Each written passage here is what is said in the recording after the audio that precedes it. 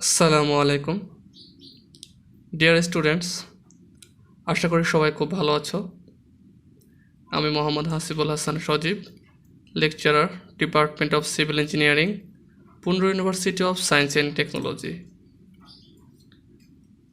আজকে আমরা লেকচার 3-তে অনসাইট হিউম্যান ওয়েস্ট ম্যানেজমেন্ট সম্পর্কে জানব।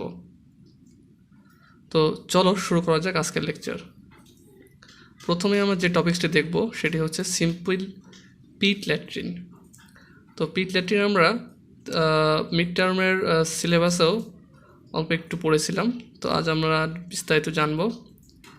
বলা হচ্ছে যে সিম্পল পিট ল্যাট্রিন কী জিনিস, যে the pit latrines are the most common and simplest form of excreta disposal in many developing countries. This are almost universally acceptable in rural areas.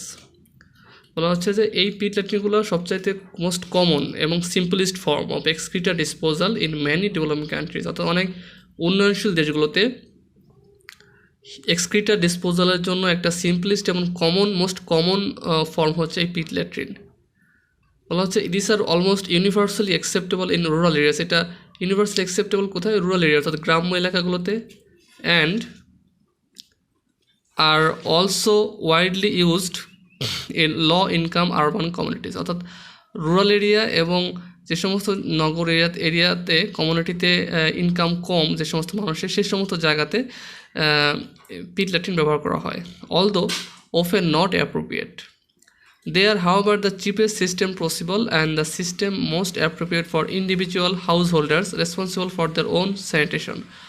অর্থাৎ এই পিট ল্যাট্রিন এই ল্যাট্রিন সিস্টেমটা অনেক বেশি চিপেস্ট, অর্থাৎ সস্তা বলা যেতে পারে, এবং অনেক সহজেই হাউস হোল্ডাররা, অর্থাৎ ব্যক্তিগত যারা বাড়ি আছে যাদের, তারা এটা কী করতে পারে? তৈরি করতে পারে। বলা হচ্ছে যে পিট ল্যাট্রিন কনসিস্ট কী দ্বারা তৈরি? Pit latrine consist of a manually dug or bored hole into the ground.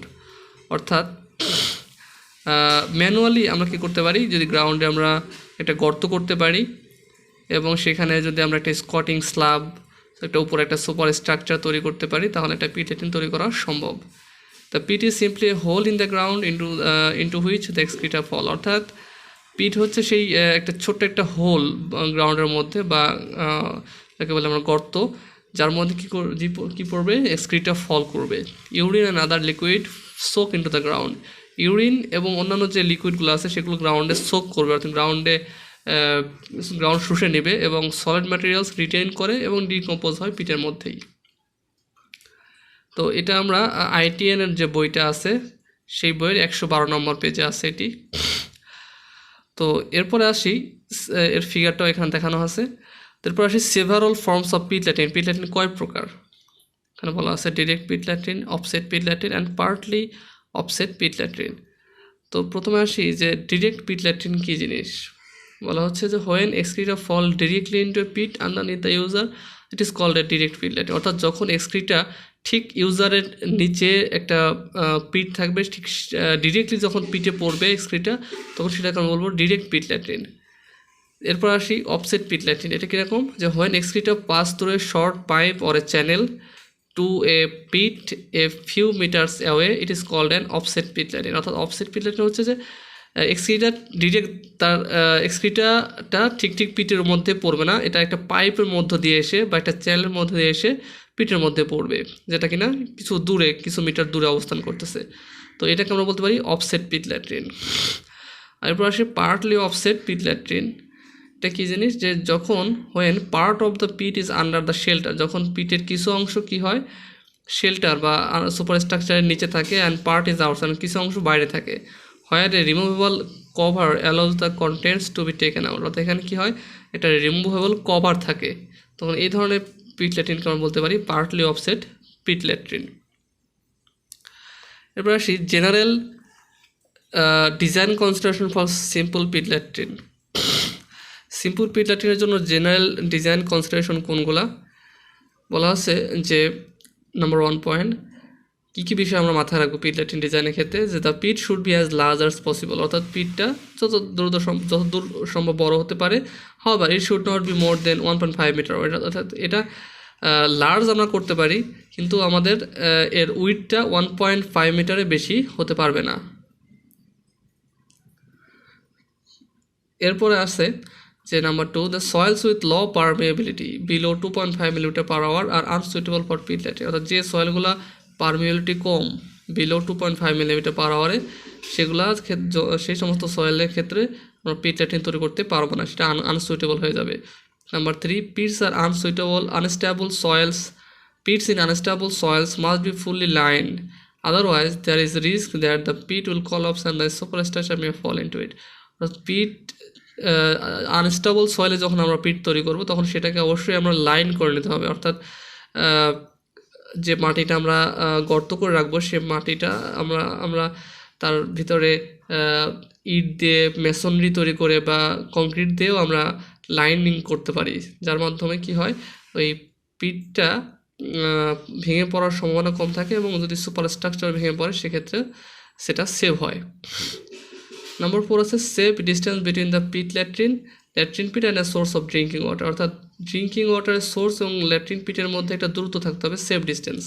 Example যদি বলি, tubewell should be provided in order to allow for sufficient residence, অর্থাৎ টিউবওয়েল প্রোভাইড করতে হবে a distance of at least 10 metre from should be provide, অর্থাৎ tubewell রাখতে হবে কত 10 metre দূরে। এগুলো হচ্ছে general design conception for pit latrine. এরপর আসে পরের টপিকস যে পিট ল্যাট্রিন প্রবলেম।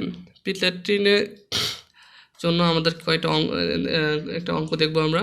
তো তার জন্য এই পিট ল্যাট্রিন ডিজাইনের জন্য আমাদের একটা জিনিস সূত্র মাথায় রাখতে হবে। সূত্রটা কি, যে দ্য ইফেক্টিভ পিট ভলিউম, আমাদের তো পিট ভলিউমটাই বার করতে হয়, তো পিট ভলিউমটা depends on the solid accumulation rate, যেটা সি দ্বারা প্রকাশ করতেছি, দ্য নাম্বার অফ ইউজার্স,